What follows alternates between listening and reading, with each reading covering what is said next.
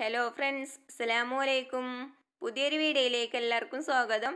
ഇന്ന് ഞാൻ വന്നിട്ടുള്ളത് മുട്ടയും ഉരുളക്കിഴങ്ങൊക്കെ ഉണ്ടെങ്കിൽ എളുപ്പത്തിൽ ഉണ്ടാക്കിയെടുക്കാൻ പറ്റുന്ന നല്ല ടേസ്റ്റി ആയിട്ടുള്ള പലഹാരത്തിൻ്റെ റെസിപ്പിയുമായിട്ടാണ്. അപ്പം നമുക്കിത് ഉണ്ടാക്കുന്നത് എങ്ങനെയെന്ന് നോക്കാം. പലഹാരം ഉണ്ടാക്കിയെടുക്കാനായിട്ട് ഒരു പാത്രത്തേക്ക് വലിയൊരു സവാള കനം കുറഞ്ഞ് അരിഞ്ഞെടുത്തിട്ടുള്ളത് ഇട്ട് കൊടുക്കുകയാണ്.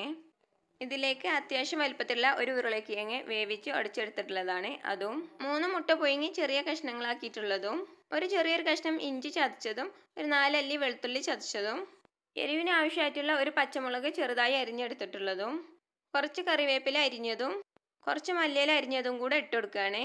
ഇനി ഇതിലേക്ക് ചേർക്കുന്നത് എരിവിന് ആവശ്യമായിട്ടുള്ള ഒരു സ്പൂൺ ഉണക്കമുളക് ചതച്ചതാണ്. നിങ്ങളെ കയ്യിൽ ഇതില്ലെങ്കിൽ ആദ്യം ഇതിലേക്ക് ഒരു പച്ചമുളക് ചെറുതായി അരിഞ്ഞത് ചേർത്തില്ലേ, അതിൻ്റെ കൂടെ തന്നെ ഒരു പച്ചമുളകും കൂടെ ചേർത്താൽ മതി. ഇനി ഇതിലേക്ക് 1/4 സ്പൂൺ മഞ്ഞൾപ്പൊടിയും ആവശ്യത്തിനുള്ള ഉപ്പും കൂടെ ചേർക്കുകയാണ്. ഇതിലേക്ക് ചേർക്കുന്നത് 1 സ്പൂൺ അരിപ്പൊടിയും 1.5 സ്പൂൺ മൈദപ്പൊടിയാണ്. ഇനി ഇതെല്ലാം കൂടി കൈവച്ചിട്ട് നന്നായിട്ട് തന്നെ കുഴച്ചെടുക്കണം. ഇതുപോലെ നന്നായിട്ട് തന്നെ കുഴച്ചെടുത്തതിന് ശേഷം ഇതിൽ നിന്ന് കുറേശ്ശെ എടുത്തിട്ട് ചെറിയ ഉരുളകളാക്കിയിട്ട് എടുക്കാൻ പറ്റുന്നുണ്ടോ നോക്കണം. ഇല്ലെങ്കിൽ ഇതിലേക്ക് കുറച്ച് മൈദപ്പൊടിയും കൂടെ ചേർത്താൽ മതി. അപ്പം ഞാൻ നോക്കിയിട്ട് എനിക്ക് ശരിക്കും ഉരുളകളാക്കാൻ പറ്റുന്നില്ല, അതുകൊണ്ട് ഞാൻ ഇതിലേക്ക് 1 സ്പൂൺ മൈദപ്പൊടിയും കൂടെ ചേർക്കുന്നുണ്ട്. അധികം മൈദപ്പൊടി ചേർത്താൽ നമുക്കിത് പൊരിച്ചെടുക്കുമ്പോൾ ഇതിൻ്റെ ഉൾഭാഗം ശരിക്കും വെന്ത് കിട്ടൂല. നമുക്ക് കയ്യിൽ എണ്ണ ആക്കിയിട്ട് ഉരുട്ടിയെടുക്കാനുള്ള ഒരു പരുവത്തിലാവുന്നവരെ മൈദപ്പൊടി ചേർത്താൽ മതി. ഇതുപോലെ നന്നായിട്ട് തന്നെ കുഴച്ചെടുത്തതിന് ശേഷം കയ്യിൽ കുറച്ച് എണ്ണ ആക്കിയിട്ട് ഇതിൽ നിന്ന് കുറേശ്ശെ എടുത്തിട്ട് ചെറിയ ഉരുളകളാക്കിയിട്ട് ഉരുട്ടിയെടുത്താൽ മതി. ഇതുപോലെ ചെറിയ ഉരുളകളാക്കിയാൽ നമുക്കിത് പൊരിച്ചെടുക്കുമ്പോൾ അതിൻ്റെ ഉൾഭാഗമൊക്കെ ശരിക്കും വെന്ത് കിട്ടും.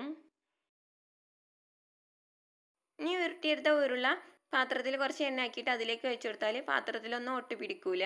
അപ്പോൾ ഇതുപോലെ ബാക്കിയുള്ളതൊക്കെ ചെയ്തെടുക്കാം. മുഴുവനും ഇതുപോലെ ചെയ്തെടുത്തിട്ടുണ്ട്.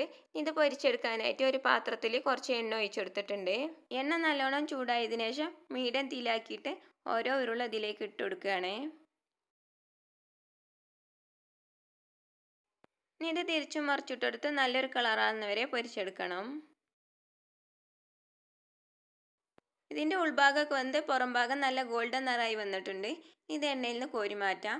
എന്നിട്ട് ബാക്കിയുള്ളതും കൂടെ ഇതുപോലെ പൊരിച്ചെടുക്കണം. അപ്പോൾ ഇത്രയുള്ള ഉരുളക്കിഴങ്ങും മുട്ടയൊക്കെ ഉണ്ടെങ്കിൽ എളുപ്പത്തിൽ ഉണ്ടാക്കിയെടുക്കാൻ പറ്റുന്ന നല്ല ടേസ്റ്റി ആയിട്ടുള്ള പലഹാരമാണ്.